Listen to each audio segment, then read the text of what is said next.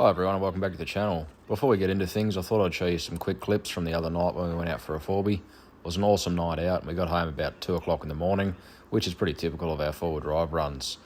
Although I didn't get many clips, I got a few and I hope you enjoy them. Shake that thing, miss. Can I shake that thing, miss? And I'm gonna shake that thing. Shake that thing, miss. And I'm gonna shake that thing, yeah. Shake, shake, can I shake, shake, and I'm gonna shake.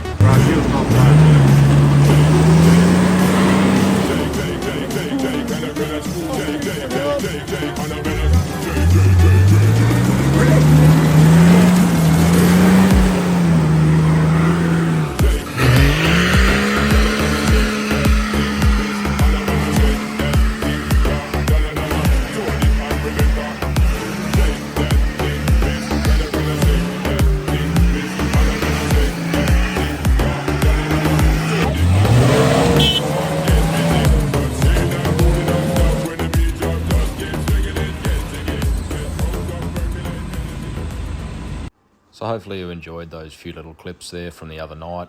It was quite late and dark and unfortunately didn't get much, but we are planning a few more trips coming up and we do go out quite regularly. With that being said, let's not waste any much more time and get in and do some suspension mods to this MP. Now let's start by showing you these brand new control arms that we purchased to help with the new lift. This is the new upper control arms for the car. These are from the boys over at All Terrain Industries, or ATI. Reason I went with these, they're adjustable, they run grease nipples in all of the joints, and they're the highest clearance upper control arms that I'm aware of without having to trim your coil towers as well, due to the tubular design here. These are also an awesome option if you want to get into an aftermarket control arm at a really affordable price. Moving on from that, we've also got one of the ATI diff drop kits. This drops your diff and CV angles down by about 45mm from memory. So yeah, we're going to be installing that to help with those CV angles. So now that we've removed the tyre, we've got the car obviously jacked up and we've got to remove this top nut here off the upper control arm ball joint. I believe it's a 22mm plus the split pin, and then we've got to remove the two 19mm bolts in the back to completely remove the arm.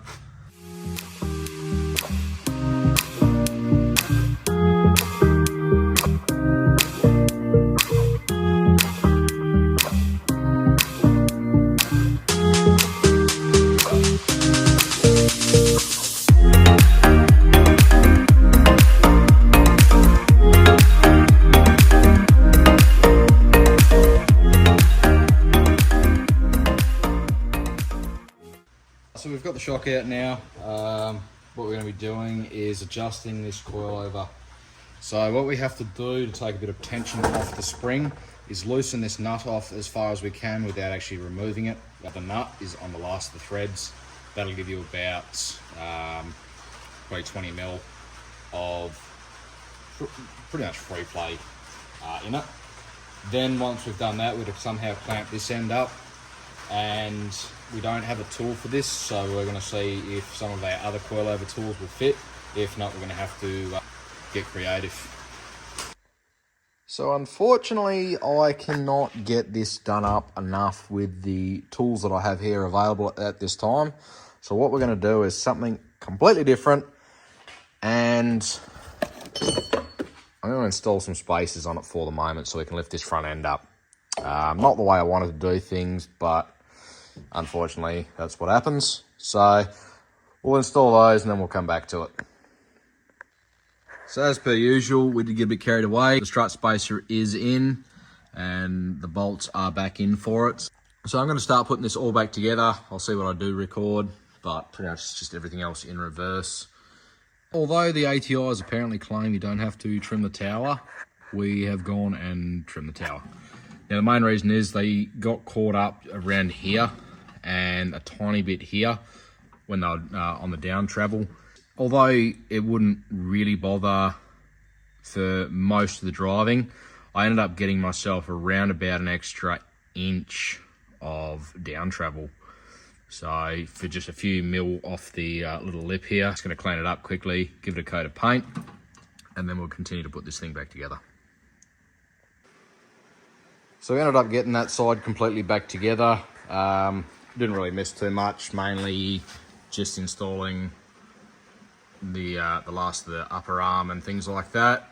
On a quick side note, if you notice the ball joints, they're actually in the wrong way at the moment. They need to be facing in, not out. And you'll notice in the next clip, we've got a bit of positive camber due to this. This was rectified before starting the other side and is all sorted now. This is the car completely done.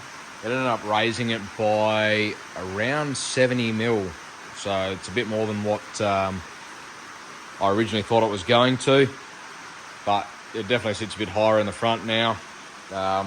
Photos don't, or the video doesn't really do it much justice, but the tyres are definitely looking a bit small. And that's my hand in there, and that's how much gap we still have.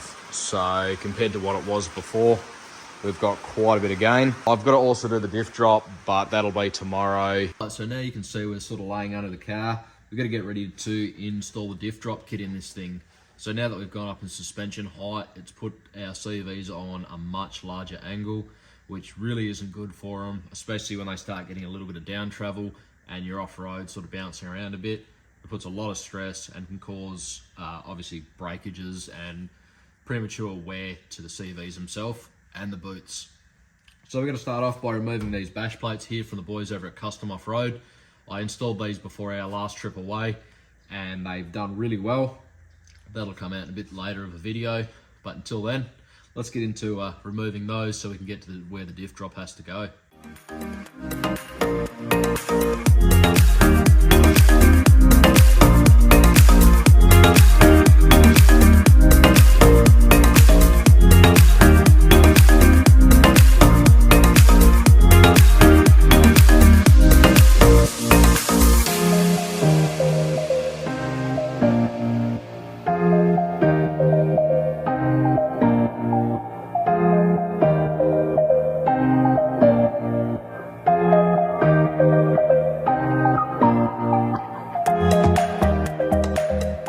Okay, so now that we're under the car, it's a little bit dirty, but we need to remove the nuts off the back of the steering rack bolts just here, here, and here. So they're just corresponding on the back, as you can see up there. You need to remove all three of those. Don't worry about removing the bolts, that they stay in place. And then you need to remove the bolts from the diff bushes themselves as well. There's two of those. I think they're a 19 mil head, and these are a 22 or a 24. I'll have to double check in a sec. Before you remove the bolts from the carrier bushes just here, make sure you put a jack under it, otherwise the diff will drop down. And you definitely don't want to be under it if it does that. It can't fall all the way, but you can still get hurt if it does fall down in a hurry.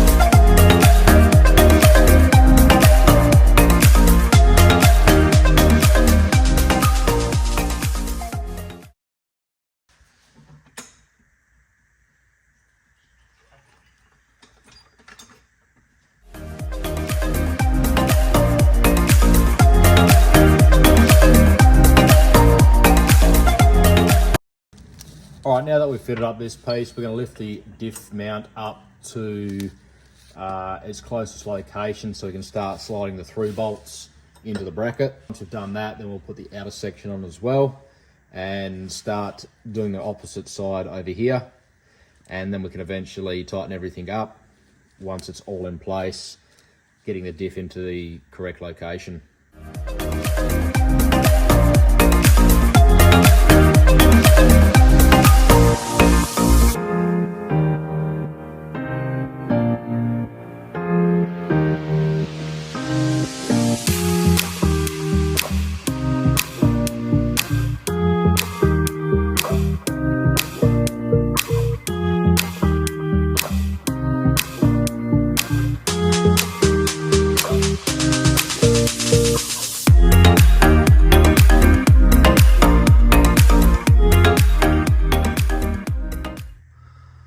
Okay, and that is the diff drop completely done just there. So we've got everything nice and tightened up. You can sort of see now the CV angle is definitely a lot better than it was. Get some light. So yeah, they're not anywhere near as bad as the angle they were on before, which I'm very happy about. We're going to get under, put all the bash plates back on, and get this thing ready to go for a wheel alignment tomorrow. So that's probably going to do for today's video. We've sort of done quite a bit on the car. We've got all the suspension stuff sorted out for the moment anyway. Obviously things didn't go 100% to plan with the coilover adjustment, but obviously those spaces are going to keep us where we need to be for a while, and it's definitely made the car sit a lot nicer. We've got a heap of other stuff to do, so I'm going to get back under the car, give things a couple of going overs, make sure it's all tight. Again, clean things up and then put the bash plates on, which I will throw up in another video. If you did enjoy the video and got a bit of knowledge out of it for the diff drop and suspension components, definitely give us a like and a subscribe. It'll mean a lot and make me want to sort of continue on with making more videos. So with that, I'll see you in the next one.